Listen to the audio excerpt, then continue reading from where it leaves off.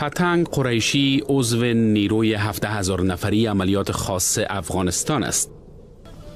نیروهایی که در سطح منطقه بی‌نظیر گفته می شوند. قریشی از کابل است، 4 فرزند دارد و 9 سال است در صفوف نیروهای خاص افغان خدمت می کند. اینجا قلاردوی عملیات خاص در کابل است.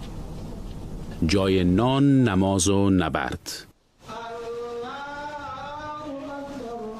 کماندوها هیچ وقت درسشان خلاصی نداره، به خاطر از اینکه و همیشه در عملیات ها می باشه، روزانه تکتیکای بالاتر از او که یاد گرفتن، از او که بالاتر دگام یاد میگیرن.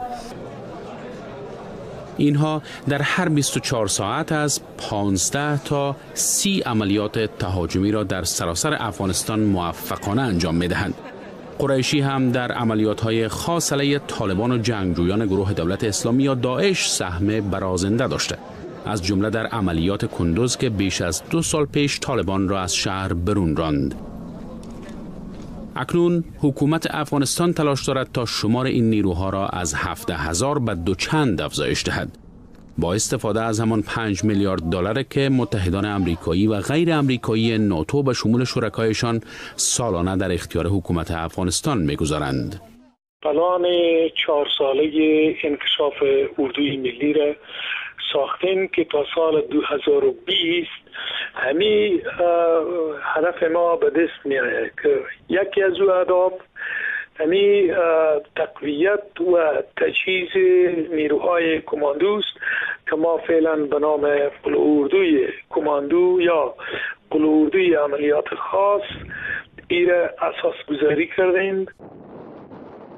ایالات متحده و متحدان اروپاییش به تقویت هرچه بیشتر نیروهای افغان از جمله نیروهای عملیات خاص متحد هستند. علاوه بر سهم قابل توجه ایالات متحده، دیگر متحدان و شرکای ناتو نیز همساله برای تقویت نیروهای امنیتی و دفاعی افغانستان تقریباً 1 میلیارد دلار کمک خواهند کرد. شمار نیروهای مأموریت حمایت قاطع برای آموزش، مشورت‌دهی و کمک با نیروهای افغان از نزدیک 13,000 به نزدیک 16,000 در حال افزایش است. این سخنان اما در حال است که طالبان و جنگجویان داعش حمله هایشان را در گوشه و کنار افغانستان از جمله پایتخت کابل افزایش دادند.